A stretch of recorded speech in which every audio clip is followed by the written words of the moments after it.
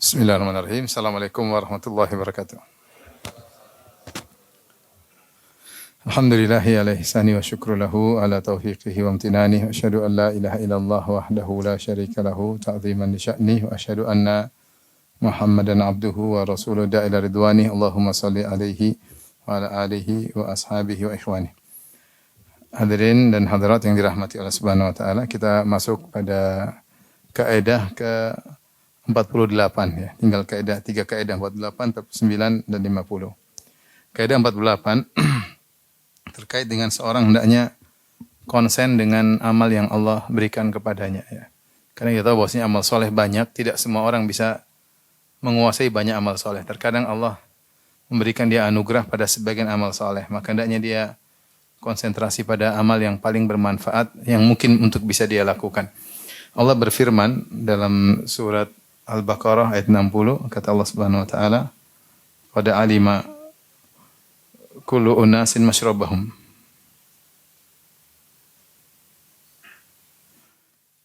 Artinya setelah mengetahui setiap orang telah mengetahui tempat minumnya atau lokasi minumnya.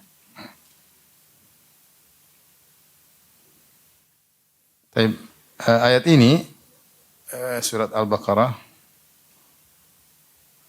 turun terkait dengan kisah Nabi Musa beserta Bani Israel yang mereka dalam perjalanan ketika mereka meninggalkan Mesir ya karena dikejar oleh Firaun, kemudian mereka berhasil menyeberangi Laut Merah, kemudian mereka menuju Palestina ya. Dalam perjalanan maka mereka membawa batu karena harus melewati gurun, melewati tempat yang jauh sehingga mereka kekurangan bekal. Maka mereka membawa batu yang batu tersebut kalau dipukul dengan tongkat Nabi Musa alaihissalam maka akan keluar 12 keran. Karena mereka ada 12 suku. Maka masing-masing suku mengambil air dari kerannya masing-masing. Gampangnya demikian. Maka memancar dari batu tersebut 12 pancaran air. Allah berfirman dalam surat Al-Baqarah 60, "Wa idh istasqa Musa liqaumihi." Ketika Nabi Musa alaihissalam meminta air dari Allah Subhanahu wa taala untuk kaumnya. Ya Allah, berikanlah air kepada kaumku, mereka dalam kondisi kehausan. Faqul nadrib bi asaqal hajar. Maka kami berkata, pukulkanlah tongkatmu kepada batu ya. Allah berikan mukjizat kepada Nabi Musa alaihissalam. Maka batu yang kita tahu bukan merupakan sumber air, tiba-tiba bisa keluar air. Dia bukan batu yang nempel pada gunung, tapi batu yang bisa dibawa-bawa, sehingga batu tersebut dibawa-bawa oleh Bani Israel. Faqul nadrib bi asaqal hajar. Kami katakan, pukulkanlah tongkatmu kepada batu tersebut. Fanfajarat minhu thnata asyrata aina. Maka keluarlah dari batu tersebut 12 mata air. 12 keran gampangannya. Qad alima kullu unasim masyrabahum. Masing-masing kaum sudah mengetahui tempat mana dia mengambil air, yaitu kerannya yang mana, pancarannya yang mana. Kulu washrabu mir rizqillahi wa la ta'thaw fil ardi mufsidin. Makanlah dan minumlah dari rezeki Allah dan janganlah kalian melakukan kerusakan di atas muka bumi. Jadi ayat ini sebab turunnya adalah terkait dengan 12 kaum Nabi Musa yang kehausan. Kemudian mereka minta Nabi Musa untuk berdoa kepada Allah, lalu Allah kabulkan melalui mukjizat Nabi Musa. Allah ingin mukjizat tersebut berlaku melalui tongkat Nabi Musa. Ya Allah bisa saja keluarkan air dari batu tanpa pukulan Nabi Musa. Namun dalam rangka untuk memuliakan Nabi Musa. Sebagaimana sebelumnya Allah membuat lautan terbelah dengan dipukulkannya tongkat Nabi Musa kepada lautan tersebut. Sungguhnya lautan tunduk kepada Allah. Kalau Allah bilang terbuka, terbelah, maka tanpa harus dipukulkan tongkat Nabi Musa pun bisa. Tetapi memang Allah ingin memuliakan Nabi Musa alaihissalam. Maka tongkat itu menakjubkan ketika dipukulkan ke batu, maka mengalirlah 12 mata air. Kenapa 12 mata air? Karena Bani Israel ada 12 suku. Sebagaimana kita ketahui, Israel adalah Yakub alaihissalam punya anak 12 dari 4 orang ibu, kemudian 4 orang istri, lahirlah 12 anak, di antaranya Yusuf dan Binyamin. Binyamin satu ibu namanya Rahil. Kemudian anak-anak yang lain dari ibu-ibu yang lain. Ada Rahil, ada Bilha, ada Zilfa. Ada beberapa istrinya Nabi Yakub. Kemudian punya anak 12. Nah, masing-masing anak tersebut punya keturunan yang banyak. Dari 12 anak tersebut muncullah 12 suku. Sampai di zaman Nabi Musa, suku-suku tersebut masih terjaga. Suku-suku terus masih terjaga. Antara Nabi Yusuf dengan Nabi Musa dikatakan ada yang mengatakan 100 tahun, ada yang mengatakan 400 tahun. Antara jarak Nabi Yusuf dengan Nabi Musa. Yusuf salah satu dari sumber suku. Karena suku ada berapa? 12. Yaitu anak-anaknya Nabi Yakub. Makanya disebut Bani Yakub. Yakub itu namanya Israel. Namanya Bani Israel. Ya. Nabi Musa salah satu dari 12 suku tersebut. Maka agar mereka tidak bertengkar, maka Allah memberikan mukjizat kepada mereka, air keluar dari batu namun 12 pancar air. Sehingga masing-masing suku qad alima kullu unasim masyrabahum. Masing-masing suku sudah tahu mana kerannya sehingga tidak perlu berebutan. Mungkin keran yang sebelah sana suku ini, yang ini suku ini, semua masing-masing ada kerannya. Ini makna secara umum dari ayat ini sehingga masing-masing bisa mengambil posisinya, tidak perlu mempeributkan keran dari yang lain karena masing-masing sudah punya keran sendiri. Ini makna umum. Namun makna ini sebagaimana dalam kaidah bahwasanya al-ibrah bi umumil lafzi la bi khususis sabab.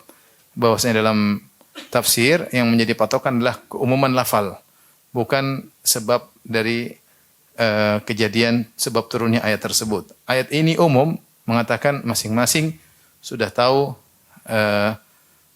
lokasi minumnya. Dari sini para ulama mengambil faedah bahwasanya seorang berusaha sibuk dengan apa yang Allah anugerahkan kepada dia. Ya, karena kita tahu bahwasanya amal soleh ini sangat banyak. Amal soleh sangat banyak. Seorang tidak mampu untuk menjalankan seluruh amal soleh. Ya.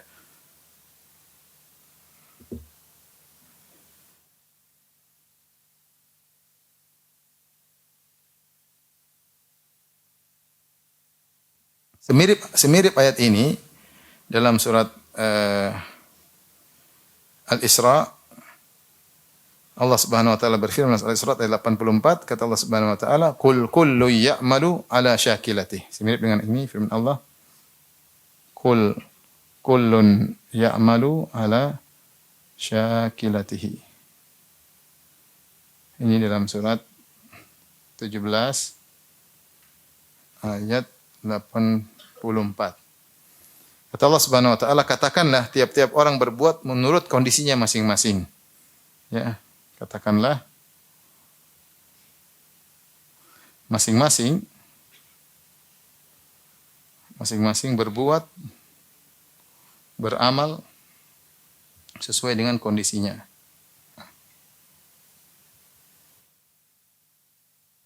Baik. Amal soleh itu banyak. Ya, amal soleh banyak. Dan tidak semua orang bisa menguasai seluruh amal soleh tersebut karena keterbatasan semangat, keterbatasan kemampuan. Hanya sedikit dari orang-orang yang bisa melakukan banyak amal soleh. Ada orang yang senang puasa namun belum tentu dia sholat malam. Ada yang senang sholat malam belum tentu dia rajin puasa. Ada yang suka bersedekah belum tentu dia rajin sholat sunnah. Ada yang rajin sholat sunnah belum tentu dia semangat bersedekah. Ada yang berbakti sama orang tua belum tentu dia baik kepada orang lain. Ada yang baik sama tetangga dan demikianlah manusia tidak menguasai seluruh amal soleh. Ada yang dibukakan ilmu kepadanya, ya, sehingga dia pandai menulis, belum tentu dia pandai berdakwah. Ada yang pandai berdakwah, belum tentu dia pandai menulis. Ada yang menggabungkan dua-duanya, bisa pandai berdakwah, bisa pandai menulis. Ada yang dibukakan pintu jihad, dia kuat dalam berjihad, namun dia secara ilmu dia kurang. Ada yang dibukakan ilmu, namun secara jihad dia kurang. Karena demikian amal soleh seperti arzak, seperti rezeki. Ada seperti rezeki, atau ada yang dibukakan rezeki sebagai pegawai, sebagai dokter, ada yang sebagai pekebun, ada yang sebagai arsitek, insinyur dan macam-macam, ya. Rezeki pun bermacam-macam, sebagaimana amal soleh juga bermacam-macam. Yang bisa melakukan amal soleh banyak, tidak banyak orang. Contoh di kalangan para sahabat seperti Abu Bakar As-Siddiq. Suatu hari Rasulullah SAW berkata, Man asbaha minkum sha'iman. Rasulullah pernah bertanya kepada para sahabat, siapa yang kalian sejak pagi puasa? Rasulullah bertanya kepada para Abu Bakar, saya Rasulullah. Kata Rasulullah sallam, man tabi'a minkumul janazah. Siapa yang hari ini mengantar jenazah ke kuburan? Kata Abu Bakar, saya Rasulullah. Rasulullah bertanya lagi, man ada minkum maridhan. Siapa di antara kalian yang menjenguk orang sakit? Kata Abu Bakar, saya Rasulullah.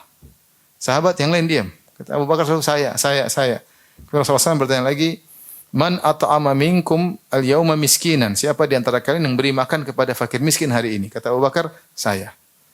Semua pertanyaan amal soleh yang Nabi tanyakan kepada sahabat, Abu Bakar selalu jawab apa? Saya.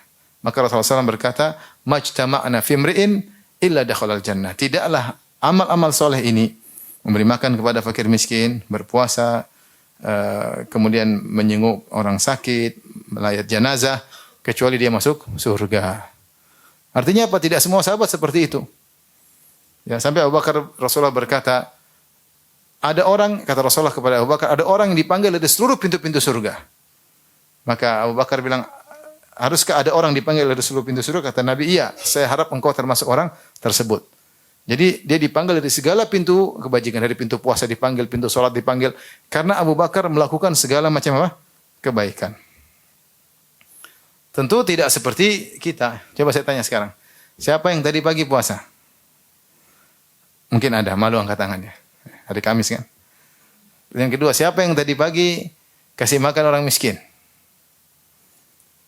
Siapa yang tadi pagi jenguk orang sakit?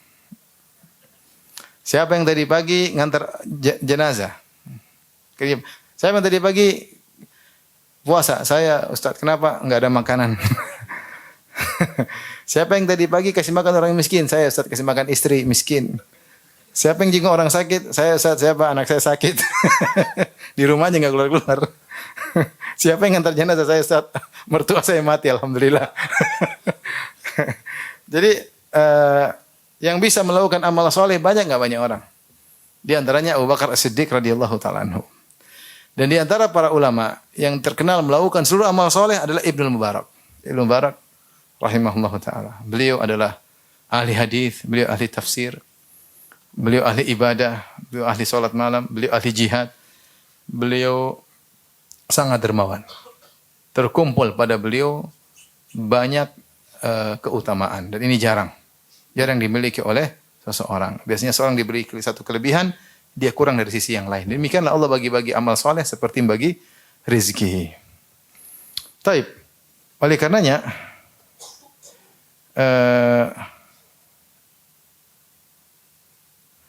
diriwayatkan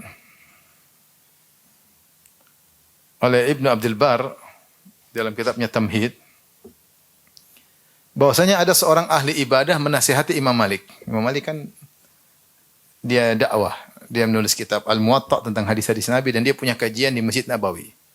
Sehingga mungkin kurang nampak, dia rajin ibadah tapi mungkin tidak nampak seperti yang lain. Rajin ibadah, rajin jihad, karena dia sibuk dengan apa? Nuntut ilmu dan mengajarkannya.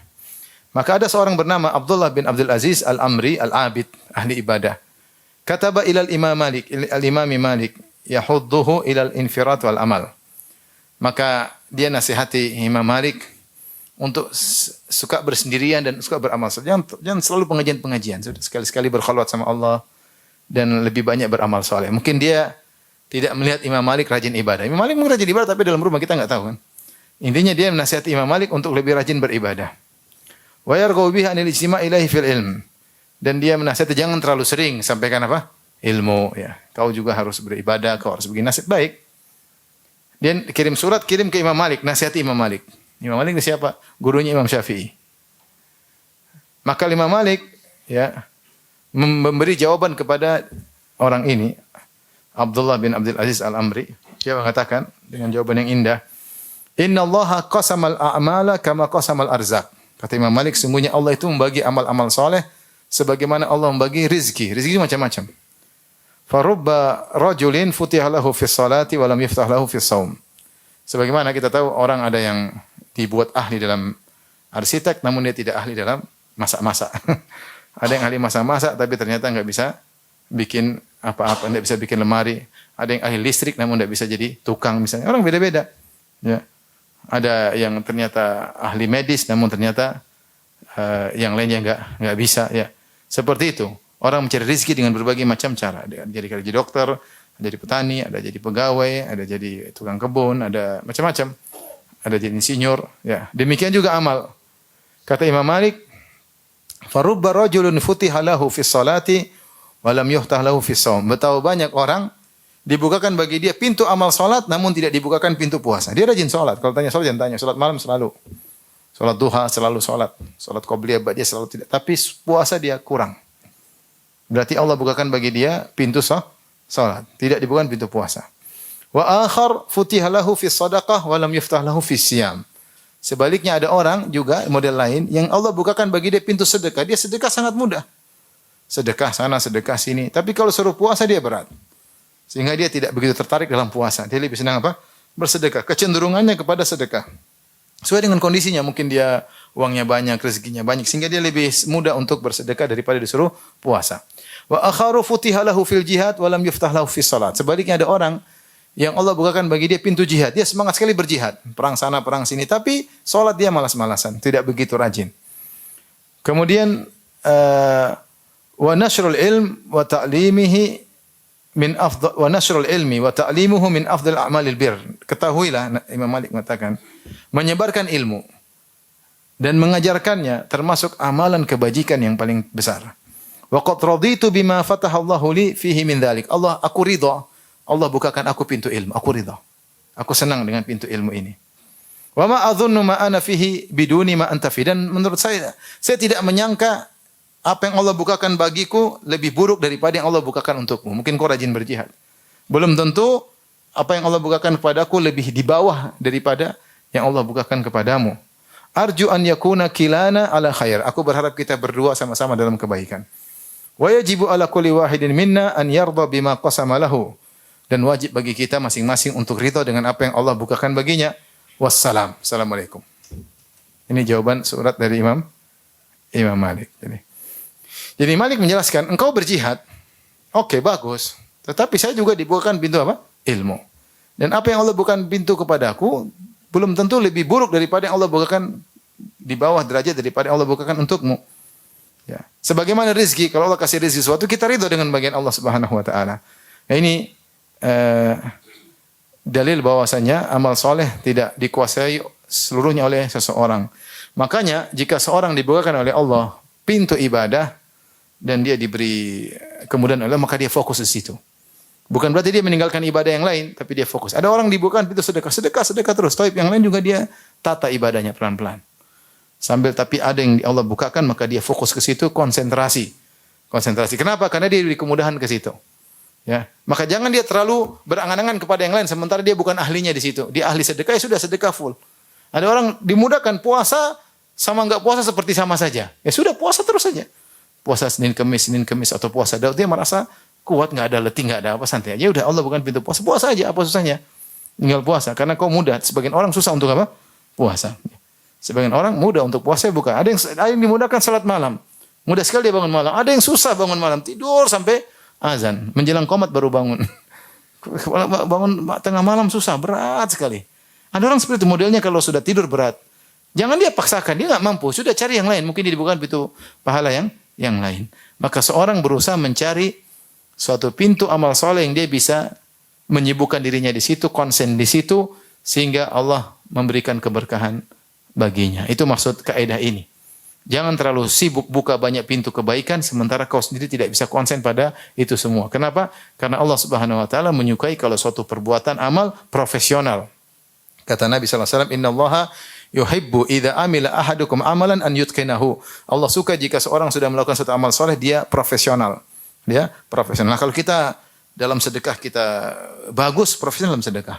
Kalau kita rajin salat malam yang benar, salat malam ikut sunnah Nabi sallallahu alaihi wasallam, diperpanjang salatnya, diakhiri dengan istighfar, berdoa kepada Allah Subhanahu wa taala, berusaha salat malam kita profesional. Kalau kita dibukakan pintu puasa dengan profesional. Kalau udah puasa jangan gibah, jangan namimah, jaga lisan, jaga pandangan, jaga pendengaran. Puasa kita profesional dan seperti itu ya. Masing-masing menggeluti apa yang Allah bukakan baginya, jangan dia tamak ingin melakukan banyak kebaikan namun ternyata tidak profesional dan tidak jalan semuanya. Dari sini kita perlu mengenal ya kelebihan seseorang, kalau dia punya kecenderungan ke suatu amal soleh, maka kita suruh dia fokus ke situ. Ya. Suruh kita fokus ke situ. Ya. Seperti begini, ada orang, misalnya kita punya anak misalnya 2. Satu sama-sama kita pondokkan ke tahfidz. Yang satu suruh baca hafal Quran, enggak hafal. Enggak hafal, susah. Ya udah jangan dipaksa dia hafal Quran. Udah kamu keluar aja, kamu ngurus sosial, bantu sana, bantu sini. Pasti dia punya kelebihan yang lain. Kita carikan kelebihan yang pas bagi dia untuk beramal soleh. Ternyata orangnya supel, mudah. Ini orang ini bagus nih untuk bisa ngurus masjid misalnya, atau untuk memberi sosial, bantuan sosial. Nah, ini dia pas itu. Maka kita tempatkan dia sesuai dengan kemampuan dia. Jangan kita paksa dia untuk hafal Quran sementara dia tidak mampu. Salah. Sebaliknya ada anak yang cerdas misalnya, diberi kemudahan untuk menghafal Quran, dia hafal. Jangan itu udah kamu ngapal terus sini ikut abi kerja. Jangan. Dia punya kelebihan di situ, kita suruh dia fokus di situ. Kita suruh dia fokus di situ supaya dia itu bisa melakukan yang terbaik sesuai dengan kemampuan dia. Ya ini penting bagi kita untuk mengenal kapasitas setiap orang sehingga kita tempatkan dia pada tempat yang dia bisa bermutu di situ, bisa berkualitas. Jangan kita tempatkan dia, maksakan dia untuk melakukan sesuatu yang tidak bisa dia lakukan. Kalau seorang tidak mampu untuk belajar itu tidak mudah. Suruh belajar agama, dia tidak mampu ya sudah jangan suruh jadi ustaz. Kalau dipaksa jadi ustaz menyesatkan nanti. Udah enggak mampu ya sudah. Kamu jadi donatur aja, jangan jadi ustaz. Disuruh belajar enggak hafal Quran, suruh jualan cepat laku, Masya Allah. Berarti kamu pantas jadi donatur ya. Yang jadi ustaz jangan kamu, yang lain. Ya. Satunya suruh jualan enggak laku-laku. Enggak mau untung banyak, udahlah ambil aja. Enggak ada untungnya. Ya sudah kamu jadi ustaz aja, jangan suruh jualan enggak mau ada untung, repot. Jualan harus ada untung, kalau enggak usah jualan. Akhirnya sudah kamu jadi ustaz aja. Jadi kita mengenal keistimewaan masing-masing kapasitas orang masing-masing. Kemudian kita suruh dia untuk menekuni apa yang Allah bukakan baginya. Intinya, ikhwan dan akhwat yang dirahmati Allah Subhanahu wa taala, kita mengambil faedah dari kaidah ini bahwasanya amal soleh itu banyak. Tidak semua amal soleh dibukakan bagi kita. Kalau kita bisa terbuka bagi kita amal soleh yang banyak, lakukan. Tapi kalau tidak mampu, fokus kepada yang Allah bukakan bagi kita. Kerjakan secara profesional.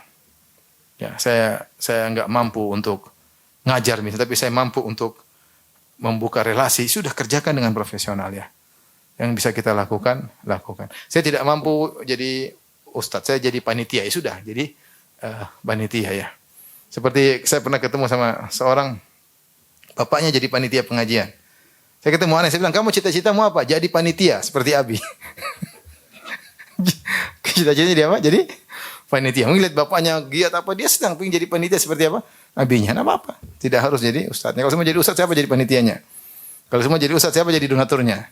Kalau semua jadi donatur, siapa jadi ustadznya? Ya, masing-masing diarahkan kepada yang dia profesional di situ. Ini sehingga masing-masing ada tugasnya. Itulah firman Allah Subhanahu wa taala di antara faedah dari qad alima kullu unasim masyrabahum. Masing-masing sudah tahu apa yang dia geluti. Tidak perlu kita mengejek yang lain, tidak perlu kita merendahkan yang lain. Kita dibukakan pintu ini, kita jalani dengan baik. Dia dibukakan pintu lain, silakan jalan dengan baik. Ada orang subhanallah dibukakan pandai ngajar anak-anak. Jadi beri kemudahan pandai ngajar anak-anak. Ya. Maka sudahlah. Situ bidang dia. Tidak semua orang bisa ngajar anak-anak. Saya disuruh ngajar anak, stres saya enggak bisa. Buktinya waktu pandemi suruh ngajar anak setengah mampu saya. Mending ngajar anak SMA. Suruh ngajar anak SD, waduh, berat. Berarti saya bidangnya bukan di situ. Kita tidak boleh merendahkan yang lain cuma bisa ngajar anak SD. Justru dia punya kemampuan ngajar anak SD itu luar biasa. Ya.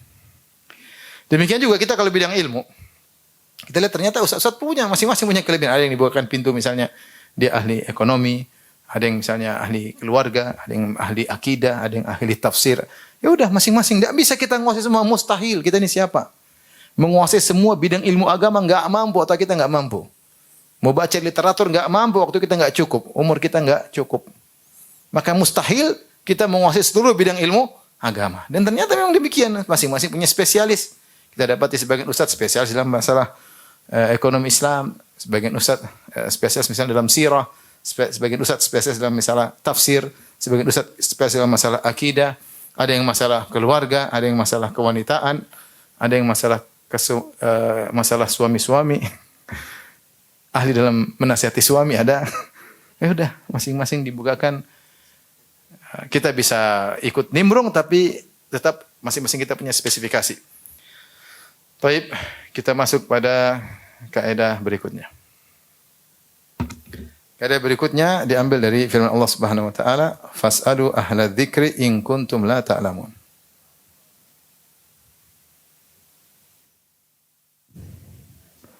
Fas'alu ahla dzikri in kuntum la ta'lamun. Maknanya, tanyakanlah kepada ahli zikir, maka tanyakanlah, maka bertanyalah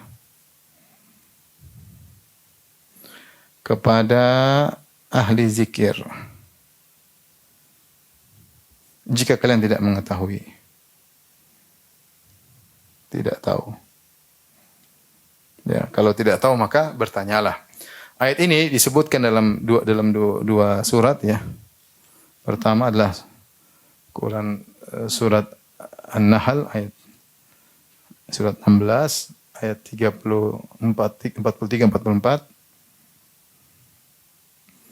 Yang kedua adalah Quran surat Al-Anbiya ayat 7. Allah berfirman, "Wa ma arsalna min qablika illa rijalan nuhi ilaihim." Kami tidak mengutus sebelum engkau kecuali para lelaki. Rasul-rasul dulu para lelaki juga. Nuhi ilaihim, yang kami wahyukan kepada mereka. Fas'alu ahla dzikri in kuntum la ta'lamun. Tanyakanlah kepada ahlu dzikir jika kalian tidak mengetahui. Dan seterusnya. Kemudian juga dalam surat Al-Anbiya yang kedua, "Wa ma arsalna qablaka illa rijalan nuhi ilaihim." Tidaklah kami mengutus sebelum engkau wahai Muhammad kecuali juga para rasul dari kalangan lelaki yang kami berikan wahyu kepada mereka. Fas'alu ahla dzikri in kuntum la ta'lamun. Tanyakanlah kepada ahlu dzikir jika kalian tidak mengetahui. Ayat ini turun adalah untuk membantah orang-orang kafir yang ngeyel tentang Nabi SAW, mereka tidak beriman kepada Nabi, maka Allah mengatakan, kalau kalian tidak percaya, tidak ngerti, jangan ngeyel. Coba tanyalah kepada ahlul kitab sebelumnya, sungguhnya nama Nabi Muhammad termaktub dalam kitab-kitab suci mereka. Tanyalah kepada ahlul dzikir, maksudnya ahlul kitab, yaitu ahli Taurat. Tanyalah kepada ahli Taurat dan Injil tentang Muhammad. Kalian tidak tahu, maka jangan ngeyel. Ini diantara maksud utama dari ayat ini. Nah, ayat ini mengajarkan kepada kita untuk hati-hati dalam menuntut ilmu, ya. Waspada atau selektif dalam mencari ilmu.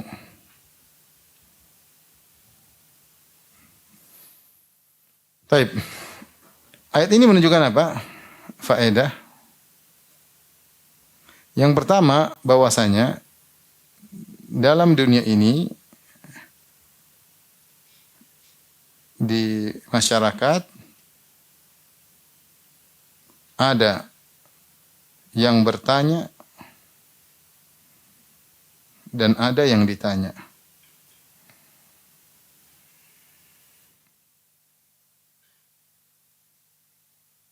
Ada yang ditanya.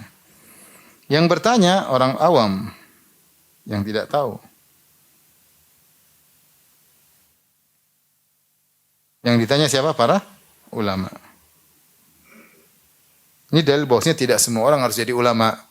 Kalau semua orang jadi ulama, maka tidak ada yang ditanya dan tidak ada yang bertanya. Ketika Allah membagi masyarakat menjadi ada yang ditanya, ada yang bertanya, menunjukkan tidak semua harus belajar apa? Agama. Namun wajib harus ada orang yang pakar dalam agama. Maka belajar agama secara spesifik hukumnya fardu kifayah. Fardu kifayah. Harus ada orang yang ahli dalam masalah agama. Makanya Allah sebutkan dalam Al-Quran tentang keutamaan menuntut ilmu, kata Allah Subhanahu wa taala, janganlah seluruh kalian, ya, wa ma kana al-mu'minuna liyanfiru kaffah. Janganlah seluruh kaum mukminin keluar berjihad. Ya. Seandainya ada sebagian dari mereka, ya, ta'ifatun minhum liyatafaqahu fid din. Falaula nafara min kulli firqatin minhum ta'ifatun liyatafaqahu fid din. Seandainya ada sebagian orang belajar agama. Buat apa? Liyunziru qaumahum idza raja'u ilaihim la'allahum yahdharun. Untuk peringatkan kaumnya jika kembali kepada mereka. Jadi ada yang berjihad, namun tidak semua orang berjihad. Harus ada yang nuntut apa? Ilmu. Ya. Supaya mereka tempat bertanya, tempat menasihati, tempat mengingatkan. Ini dalil bahwasanya tidak semua orang harus jadi ustaz. Maka tidak benar juga, misalnya ada seorang ustaz yang sekalian semua harus belajar Arab, harus belajar usul fikih, harus ini belajar pondok. Tidak harus, yang penting dia belajar agama, dia bisa menjalankan ibadah agama, dia sudah menjalankan kewajibannya. Siapa yang bisa menjalankan aktivitas kesehariannya di atas ilmu, maka dia sudah cukup. Kalau dia mau dagang, dia harus wajib belajar ilmu perdagangan. Dia mau haji, dia harus belajar ilmu haji. Dia mau umrah, dia harus belajar ilmu umrah. Dia mau nikah, dia harus belajar tentang fikih nikah. Tidak lebih dari itu. Tidak semua harus dia pelajari. Beda dengan ustaz. Ustaz belajar semuanya. Maka tidak semua orang harus jadi apa? Ustaz. Tidak semua orang jadi ustaz. Karena Allah sendiri membedakan antara yang bertanya dan yang ditanya. Tapi yang berikutnya, pada yang kita ambil, keutamaan ya, ahlu zikir, ahlu ilmu. Ahlu zikir. Maksudnya ahlul ilmu. Kenapa? Karena Allah memberikan kepercayaan kepada mereka. Allah letakkan kepercayaan atas kepada mereka untuk ditanya. Untuk ditanya. Ini secara tidak langsung adalah rekomendasi dari Allah Subhanahu wa taala. Tapi berikutnya yang dimaksud dengan zikir di sini, ini dalil bahwasanya zikir dalam ayat ini maksudnya adalah ilmu.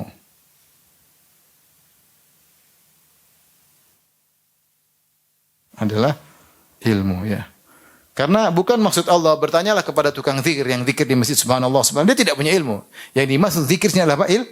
Ilmu. Makanya ketika dibahas hendaknya kalian berzikir kepada Allah, zikir itu bukan maknanya sempit, bukan cuma subhanallah walhamdulillah wala, itu jelas zikir, tapi zikir maknanya lebih luas.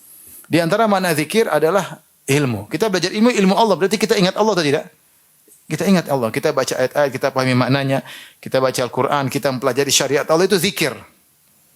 Makanya Allah Subhanahu wa taala menyebutkan dalam Al-Quran tentang masalah khutbah Jumat. Kata Allah Subhanahu wa taala, ya ayyuhalladzina amanu idza nudiya lis-salati min yaumil jumu'ati fas'au ila dzikrillah. Wahai orang beriman, jika telah dikumandangkan azan Jumat, maka segeralah menuju zikrullah, yaitu menuju khutbah Jumat. Khutbah Jumat disebut oleh Allah dengan apa? Zikir. Berarti zikir itu tidak terbatas pada zikir yang kita pahami. Zikir termasuk zikir adalah belajar ilmu. Ilmu syariat. Kalau kita belajar ilmu syariat berarti kita ingat siapa? Allah. Bahkan Ibnu Qayyim rahimahullah menyebutkan mana lebih luas lagi. Namanya orang berzikir itu setiap ada perbuatan yang ingin dia lakukan, dia ingat Allah. Apa yang Allah suka dalam hal ini? Apa yang harus saya lakukan? Itu berarti dia senantiasa berzikir kepada Allah. Jadi saya ulangi, ayat ini menunjukkan zikir tidak dibatasi dengan zikir yang kita pahami subhanallah walhamdulillah wala ilaha illallah Allahu akbar. Itu juga zikir jelas. Di antara zikir adalah apa? Ilmu. Karena maksud firman Allah, bertanyalah kepada ahlu zikir, bukan tukang zikir tapi ahli ilmu. Karena tukang zikir enggak bisa ditanya. Sehingga ini menunjukkan bahwasanya ilmu adalah zikrullah. Jadi ilmu adalah zikir kepada Allah. Kenapa zikir kepada Allah? Karena kita berbicara tentang syariat Allah. Syariatnya siapa yang sedang kita ingat? Yang sedang kita berusaha kita pahami adalah syariatnya siapa? Allah. Maka secara tidak otomatis kita sedang mengingat Allah Subhanahu wa taala. Karena zikir maknanya mengingat. Faedah yang berikut yang kita ambil, ilmu harus selektif.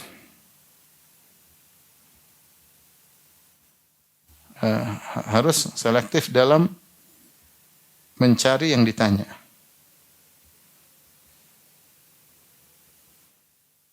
Sumbernya, ya. Ini tidak boleh sembarang orang, ya. Kalau kita perkara dunia aja kita nggak sembarang. Misalnya, kalau kita lagi sakit, kita nggak mungkin ketemu orang yang ini saya sakit, ini obatnya apa? Nggak mungkin. Kita pasti cari dokter yang berkompeten untuk periksa kita. Kita nggak sembarang ketemu dia. Kamu aja, saya sakit apa sih? Obatnya apa sih? Ketemu orang Jawa, obatnya kopi pahit. Jadi dia tahu tentang penyakit kita. Kenapa? Bukan ahlinya. Demikian juga kalau kita bangun rumah, kita nggak panggil, hey, tolong gambarin rumah saya, orang di pinggir jalan. Kita cari arsitek untuk bisa bangun rumah kita.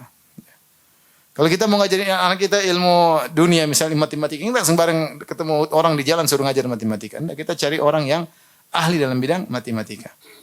Dan demikian dalam urusan dunia kita semua harus selektif. Apalagi kalau sudah harus operasi, nggak mungkin kita pilih sembarang dokter. Kita jadi dokter ini bagaimana? Benar nggak? Dia ahli nggak? Sudah berapa kali operasi? Baru kita minta dia untuk mengoperasi. Ya. Seperti ada kawan dia operasi, dia dokter, kemudian dia perlu operasi tentang suatu permasalahan, dia cari dokter di luar negeri, dia lihat biografi dokter tersebut sudah menangani ribuan operasi yang dalam kasus yang sama. Oh udah, dia percaya. Jadi tidak sembarang dokter pun milih dokter mana harus selektif yang mampu untuk menjalankan kasus yang sedang dia hadapi. Ya, kalau mobilnya rusak dia nggak masuk ke sembarang ya pergi ke bengkel yang spesifik dalam mobil tersebut. Intinya kalau urusan dunia saja kita selektif, apalagi urusan surga dan neraka. Maka seorang harus selektif. Dari situ Imam Malik bin Anas rahimahullah pernah berkata, "Inna hadzal ilma dinun, fanzuru amman ta'khuduna dinakum." Sungguhnya ilmu adalah agama. Maka ambillah dari mana, lihatlah dari mana kalian mengambil agama kalian. Ilmu itu agama. Karena kalau kita salah ambil, asal terima maklumat, ya, wawasan dari sembarang orang yang bukan ustadz dianggap ustadz, ya. Kemudian kita terima saja, akhirnya kita perlu merevisi susah. Kita sudah membentuk suatu pola pemikiran, ternyata salah. Untuk merevisinya tidak mudah. Ya, tidak mudah. Maka kita mendengar ilmu dari yang benar-benar kita yakini, yang kita bisa pertanggungjawabkan di hadapan Allah Subhanahu wa taala. Imam Syafi'i pernah berkata, "Aku ridha Imam Malik adalah guruku di hadapan Allah Subhanahu wa taala." Aku ridha Imam Malik sebagai hujjah. Kalau Allah tanya, "Kau belajar agama dari mana?" Imam Syafi'i, aku belajar dari Imam Malik, dan saya bisa mempertanggungjawabkan Imam Malik sebagai guru saya. Kamu belajar gitu dari mana? Kalau Allah tanya, dari koran. Repot, koran siapa yang bicara? Nggak tahu. Orang liberal kayak orang apa kayak. Nggak boleh kita belajar ilmu agama dari sembarang orang. Menuntut ilmu ibadah, sumbernya juga harus kita selektif, nggak sembarang. Jangan bilang, saya mau dengar semuanya. Kemampuan kita untuk menselektif nggak mampu. Kita belum punya dasar yang kuat. Cuman orang dengar semua, ini ngomong, dia bingung sendiri akhirnya. Udah cari orang yang kau percayai, yang kau bisa dengar, bisa kau pertanggungjawabkan di hadapan Allah, sudah. Kalau Allah tanya, kau punya uzur. Oleh karenanya, dalam masalah mencari ilmu, tentu seorang hendaknya selektif, tidak sembarang orang. Karena kita hidup di zaman sekarang ini, banyak sekali orang yang berfatwa tanpa ilmu. Ada kasus permasalahan, maka pingin sekali komentar, pingin sekali bicara. Yang seandainya kasus tersebut diberikan kepada ulama kibar, ulama besar, mereka butuh berhari-hari untuk mendiskusikannya. Ini baru muncul peristiwa langsung komentar, muncul peristiwa langsung komentar. Allah apa maksudnya? Maksud supaya jadi viewernya banyak, supaya jadi pusat perhatian orang. Kalau kau tidak punya ilmu, nggak usah ngomong. Karena kau ngomong perkara dunia masih ringan. Kalau kau ngomong perkara akhirat, kau ngomong atas nama Allah Subhanahu wa taala. Hukumnya begini, tanpa kau pelajari, tanpa kau. Kalau sudah ada yang ngomong, sudah biar orang ngomong, enggak usah kau ngomong. Tidak semua orang bicara, ya. Makanya dikatakan kalau orang jahil, idza sakatal jahil qallal khilaf. Kalau orang bodoh diam, maka khilaf bersedikit. Yang menjadi masalah banyak orang jahil yang ngomong. Banyak orang bodoh ngomong. Ketika banyak orang bodoh ngomong, banyak yang suka dengan komentar orang bodoh. Kenapa cocok? Oh, ini cocok. Ustaz itu terlalu kenceng, ini cocok, fleksibel. Ini ustaz akhir zaman bagus. Ini ustaz fleksibel, ini ustaz sudah. Yang benar malah ditinggal. Ditinggal. Kenapa? Karena semua bicara. Dan masyarakat menerima sesuai dengan keinginan dia. Sehingga akhirnya ya sudah. Masyarakat memberikan mereka panggung sehingga mereka semakin terpanggungi. Yang salah kita gimana? Ya sudah, dia dapat panggung, viewersnya banyak, ilmu agama ngerti, bahasa Arab nggak ngerti, gimana bicara? Ketik sana ketik sini, bahasa Arab nggak bisa. Malu kita kali bahasa Arab aja nggak bisa. Quran nggak ada hafal, terus bicara. Baca ayat belepotan, kemudian hadis nggak ngerti, kemudian bicara sana sini, kritik sana, kritik sini. Ya kita tahu diri, rahmatilah dirimu, sayangilah dirimu di yaumul hisab. Kalau nggak usah ngomong. Ini masalah problem, dan memang tetap oke karena yang nyambut banyak, yang ngasih panggung apa banyak. Di zaman Imam Malik, Ibnu Abdul Bar meriwayatkan, "Anna rajulan dakhala ala Rabi'ah bin Abdurrahman." Seorang bertemu dengan seorang ulama namanya Rabi'ah. Rabi'ah ini gurunya Imam Malik. Rabi'ah gurunya Imam Malik gurunya Imam Syafi'i. Imam Syafi'i gurunya Imam Ahmad. Rabi'ah fawajadahu yabki. Ternyata orang ini mendapati Rabi'ah gurunya Imam Malik sedang menangis. Faqala lahu ma yubkika? Apa yang buat kau menangis? Warta'a li bukaihi faqala lahu amusibatun dakhalat alaika? Kau menangis karena terkena musibah wahai guru Rabi'ah? Faqala la, bukan karena musibah. Walakin istuftiya man la ilma lahu. Saya menangis karena sudah muncul orang-orang yang tidak punya ilmu dimintai fatwa. Tidak punya ilmu dimintai fatwa. Ini budayawan bicara agama, repot. Musikus bicara agama, dangduter bicara agama, repot. Yang ahli agama tidak didengar. Ya, karena musikus bicara agama menarik. Dia bisa bawakan agama dengan nada-nada.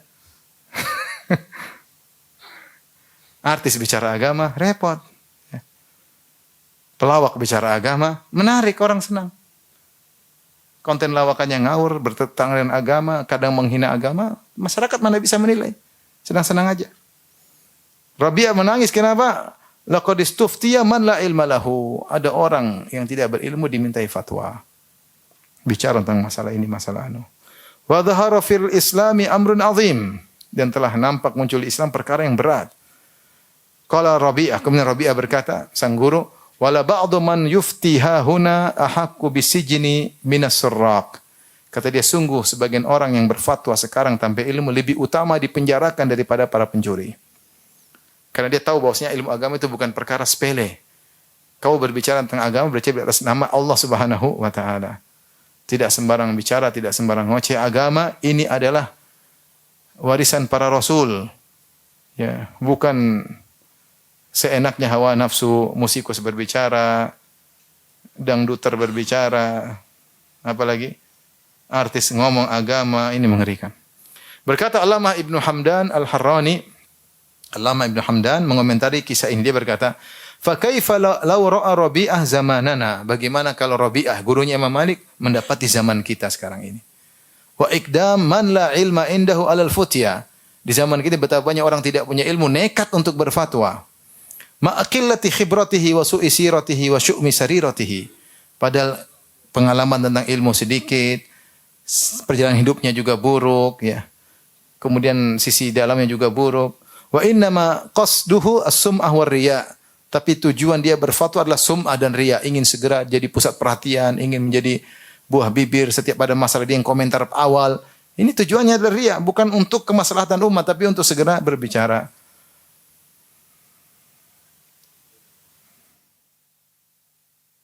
Tapi ini menunjukkan bahwasanya seorang ketika belajar agama hendaknya dia selektif, ya, dan dia tidak bertanya kepada orang kecuali orang yang diyakini untuk dia bisa bertanggungjawaban di hadapan Allah Subhanahu wa taala. Ya, karena kalau kita sembarang nutut ilmu, artinya kita perlu revisi lagi, kita salah paham juga bisa berbahaya. Tapi demikian saja. Wabillahi taufiq. Assalamualaikum warahmatullahi wabarakatuh.